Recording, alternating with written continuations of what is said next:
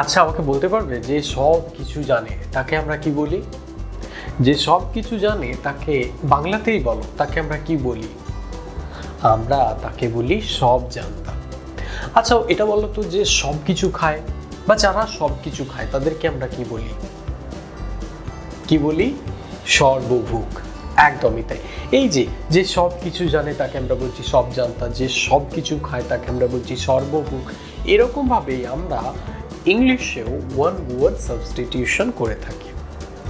এই one word সাবস্টিটিউশনগুলো একটা মাত্র শব্দ দিয়ে প্রতিস্থাপন, যেটাকে আমরা বলছি ওয়ান ওয়ার্ড সাবস্টিটিউশন, মানে একটা মাত্র শব্দ দিয়ে প্রতিস্থাপন। এগুলো শিখলে আমাদের কি লাভটা হবে?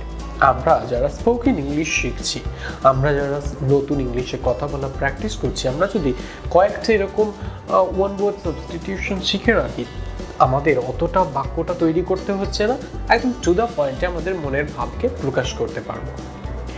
তাহলে আজকে আমরা চটপট কতগুলো ওয়ান ওয়ার্ড সাবস্টিটিউশন শিখে নেব। Hey everyone, my name is Karthik. You are watching KCB Talk, where you learn, explore English and shine everywhere.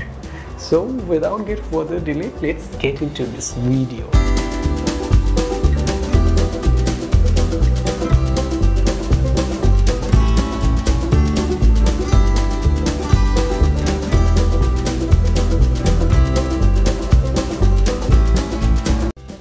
The very first expression is egoist. The very first word is egoist. Now, egoist মানে কি? আমরা আমাদের সমাজে, আমাদের আশেপাশে অনেক ব্যক্তিদেরকে দেখি যারা কিনা শুধুমাত্র নিজেরটুকু বোঝে আর কিচ্ছু বোঝে না। তাদেরকে আমরা বাংলাতে বলি স্বার্থপর ব্যক্তি। কাজেই এই যে স্বার্থপর ব্যক্তি, যারা কেবলমাত্র নিজের কথাটুকুই বোঝে, নিজেরটুকুই বোঝে আর কিচ্ছু বোঝে না, তাদেরকে আমরা সেলফিশ তো বলি, অবশ্যই বলি সেলফিশ। এছাড়াও আমরা বলতে পারি ইগোইস্ট।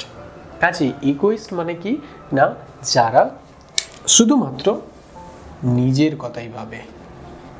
থিংস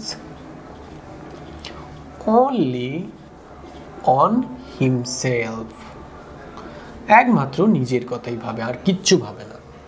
তাদেরকে আমরা বলি ইগোইস্ট। আমরা যারা কর্পোরেট ওয়ার্ল্ডে কাজ করি, আমাদের বস থাকে, সব বস হয় না এরকম, অনেক বস থাকে যারা কিনা স্বার্থপর, শুধুমাত্র কাজটুকুই বোঝে আর কিচ্ছু বোঝে না, কাজটুকু হয়ে গেলেই ব্যাস। কাজে আমরা তাদেরকে, আবার অনেকে আছে প্রচণ্ড ডিমান্ড করে, এটা করো ওটা করো, তারপর কাজটুকু হয়ে গেলেই আর কিচ্ছু তোমাকে চেনে না, তাদেরকে আমরা বলতে পারি ডিমান্ডিং ইগোইস্ট। তাহলে আমরা এরকম এক্সাম্পল বলতে পারি, My boss is a demanding egoist. আমার বস একজন স্বার্থপর, ডিমান্ডিং, অনেক কিছু আবদার করে, ডিমান্ডিং ইগোইস্ট। এরপরে তো দেখো অল্ট্রুইস্ট। অল্ট্রুইস্ট মানে হচ্ছে এমন একজন ব্যক্তি যে কিনা এর উল্টোটা। ইগোইস্ট মানে স্বার্থপর ব্যক্তি, তার উল্টোটা অল্ট্রুইস্ট মানে পরার্থপর ব্যক্তি। পরের উপকারে যে সবার প্রথমে এগিয়ে আসে, হাসি মুখে, নিজের কথা অতটা ভাবে না, নিজের কথাকে তুচ্ছ করে পরের উপকারে এগিয়ে আসে, তাকে আমরা বলতে পারি অল্ট্রুইস্ট। তাহলে basically who cares about others, অন্যের কথা ভাবে। আমরা মাদার টেরেসাকে জানি, আমরা বিদ্যাসাগরকে জানি, আমরা আরও অনেককে জানি যারা কিনা নিজেরটুকুকে না ভেবে সবসময় পরের উপকারে, পরের জন্য নিজেদেরকে নিবেদন করে দিয়েছে। তাদেরকে আমরা বলতে পারি যে অল্ট্রুইস্ট। অল্ট্রুইস্ট আমরা এক্সাম্পল হিসাবে বলতে পারি এরকম যে মাদার টেরেসা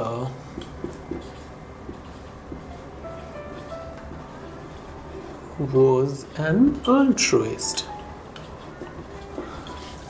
আমাদের সমাজে এরকম অনেকেই আছে, আমরাও যদি কাইন্ড হার্টেড হই, আমরা বলতে পারি যে altruist person, my friend is an altruist. কাজে এর পরেরটা দেখি, contemporary।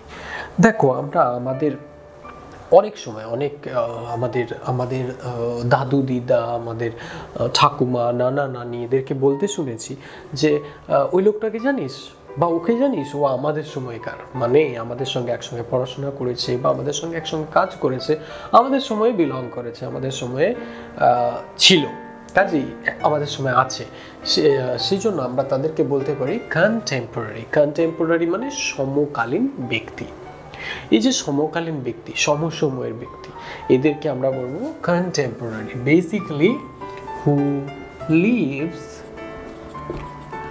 অ্যাট সেম টাইম, একই সময়ে বিলং করেছে। আমরা এক্সাম্পল হিসাবে এরকম বলতে পারি যে আমরা জানি, ইতিহাসে পড়েছি যে আলাউদ্দিন হোসেন শাহ, আমরা শ্রী চৈতন্য মহাপ্রভুর কথাও পড়েছি। আলাউদ্দিন হোসেন শাহ কিন্তু অনেক সাহায্য করেছিলেন। তিনি চেয়েছিলেন যে শ্রী চৈতন্য মহাপ্রভু তার প্রেম সংকীর্তন বিলিয়ে দিক, তিনি সাহায্য করার চেষ্টা করেছিলেন। কাজে ওনারা একই সময়কার লোক। আমরা বলতে পারি যে Hussain Shah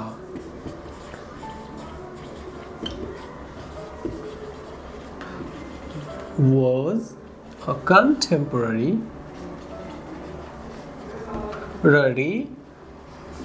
of Chaitanya Mahaprabhu, Prabhu।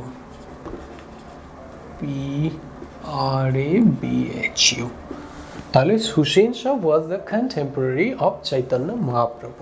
Hussain Shah এবং চৈতন্য মহাপ্রভু সমকালীন সময়ের। এরপর একটা দেখো, omnipresent, যে সব জায়গায় বিরাজ করে। সব জায়গায় বিরাজ করে এরকম আমরা ব্যক্তিদেরকে বলতে পারি omnipresent। বেসিক্যালি আমরা যখন বলি যে ভগবান আল্লাহ সব জায়গায় বিরাজ করেন, সব কথা শোনেন, সব জায়গায় বিরাজ করেন, এই যে সর্বত্র বিরাজমান, এদেরকে আমরা বলতে পারি omnipresent। Basically who leaves everywhere, সব জায়গায়। ওকে, তাহলে আমরা বলতে পারি গড ইজ omnipresent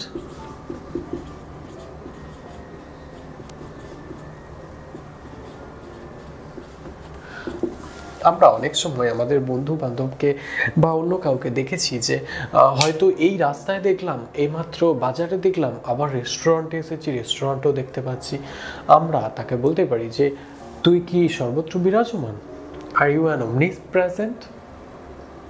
কাজেই omnipresent মানে সর্বত্র বিরাজমান। চলো পরেরটা দেখি, ইসেন্ট্রিক। এটা একটা খুবই মজাদার ওয়ার্ড। কেন বলছি, দেখো আমরা যখন অনেক সময় দেখেছি না, আমাদের অনেকে আছে যে যাদের মাথায় ছিট আছে, আমরা বলি না তোর মাথায় কি ছিট আছে, এরকম অদ্ভুত আচরণ করছিস কেন, তুই কি পাগল টাগল আছিস? কাজেই আমরা এই জিনিসটাকে প্রকাশ করতে আমরা ইংলিশে বলতে পারি ইসেন্ট্রিক বিহেভিয়ার, ইসেন্ট্রিক নেচার। অনেকের থাকে বেসিক্যালি স্ট্রেঞ্জ হ্যাবিট, যাদের আছে হু হ্যাজ স্ট্রেঞ্জ হ্যাবিট।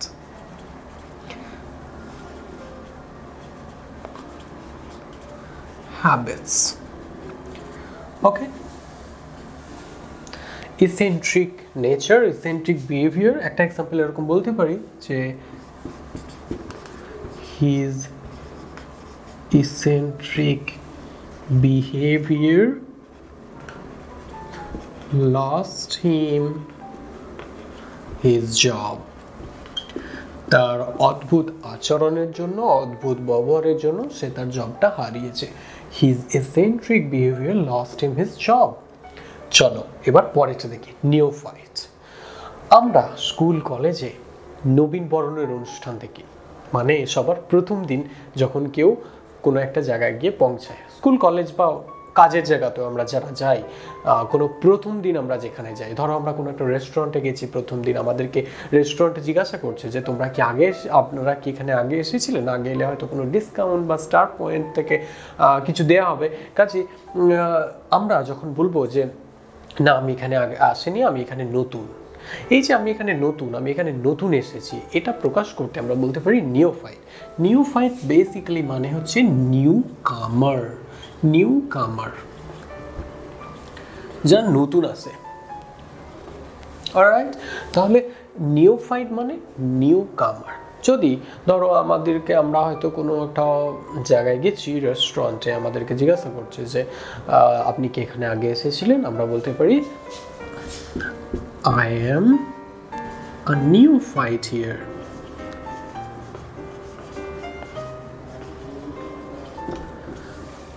তাহলে আমি এখানে নবাগত, নতুন এসেছি, নিওফাইট। এরপরেটা দেখো কলিগস। আমরা অনেক সময় অনেকে দেখেছি কলিগ কথাটা ব্যবহার করে, কলিগ ওয়ার্ডটা ব্যবহার করে। আমরা এটার মানেটা ঠিকঠাকভাবে জানলে ঠিকঠাক জায়গায় ব্যবহার করতে পারবো। কলিগস বেসিক্যালি মানে হচ্ছে যারা কিনা একসঙ্গে কাজ করে, সহকর্মী। সহকর্মীকে আমরা বলবো কলিগস। তাহলে বেসিক্যালি হু works together.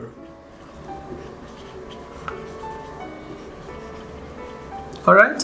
তাহলে আমরা এরকম এক্সাম্পল হিসেবে বলতে পারি যে আমরা দুজনে একসঙ্গে মিলেমিশে কাজ করি, আমাদের মধ্যে আমরা খুব ভালোভাবে কাজ করি, আমরা খুব ভালো সহকর্মী। We are good colleagues.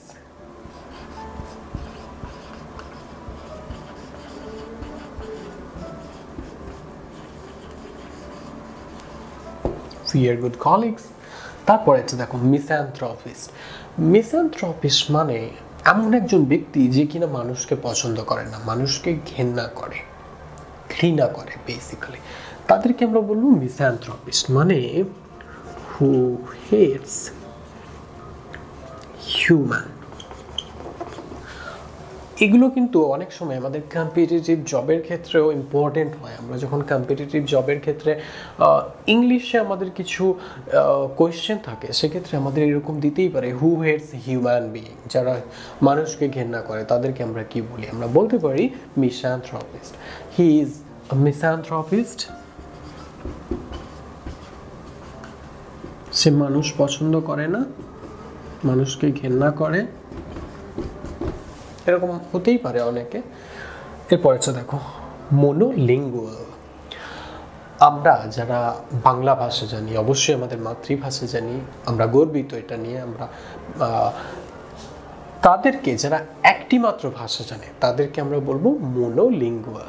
আমরা যারা বাংলা ভাষা জানি, আর কিছু জানি না, শুধুমাত্র বাংলা ভাষা জানি, আমরা বলতে পারি উই আর মনোলিঙ্গুয়াল বা আই এম মনোলিঙ্গুয়াল। আচ্ছা, আমাকে তোমরা কোয়েশ্চেন করতে পারো, আমি বাংলা জানি, ইংলিশও জানি, তাহলে আমি কি হব? আমরা বলবো বাইলিঙ্গুয়াল। তাহলে মনে রাখা খুবই সহজ। মনোলিঙ্গুয়াল মানে হচ্ছে who knows a language। তাহলে আর who knows two languages, তাকে আমরা বলবো bilingual.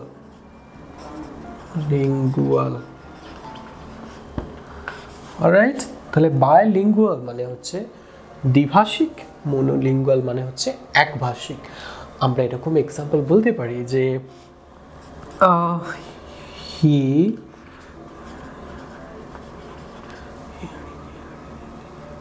regrets being monolingual and wishes he were bilingual.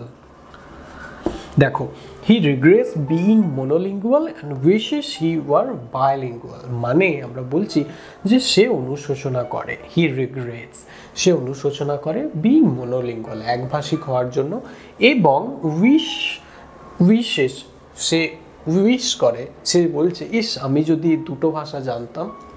He wishes he were bilingual. এই যে হি ওয়ার, এটা এক্সেপশন। আমরা যখন বলবো যে ইস এটা যদি আমি জানতাম, ইস এটা যদি আমি করতে পারতাম, ইস ও যদি এটা করতে পারতো, এক্ষেত্রে আমরা ওয়ার ব্যবহার করব। এটা এক্সেপশন হিসাবে আমরা ব্যবহার করব এবং বলতে পারবো যে ইস আমি যদি এটা জানতাম রে খুব ভালো হতো। কাজে আমরা এক্ষেত্রে বলতে পারি এরকমভাবে he were bilingual, he regrets being monolingual, সে অনুশোচনা করে একভাষিক হওয়ার জন্য, and wishes he were bilingual, এবং সে উইশ করে যে সে যদি কোনোদিনও বাইলিঙ্গুয়াল হতে পারতো। এরপর দেখো পলিগ্লট। আমাকে তোমরা বলতে পারো আমি বাংলা জানি, আমি ইংলিশ জানি, আমি হিন্দিও জানি, তাহলে আমি কি হব? আমি তো মোনোলিঙ্গুয়ালও না, আমি তো বাইলিঙ্গুয়ালও না, আমি পলিগ্লট। পলিগ্লট মানে বহুভাষিক, যে কিনা more than 2 languages, many languages জানে। known many languages, who knows many languages.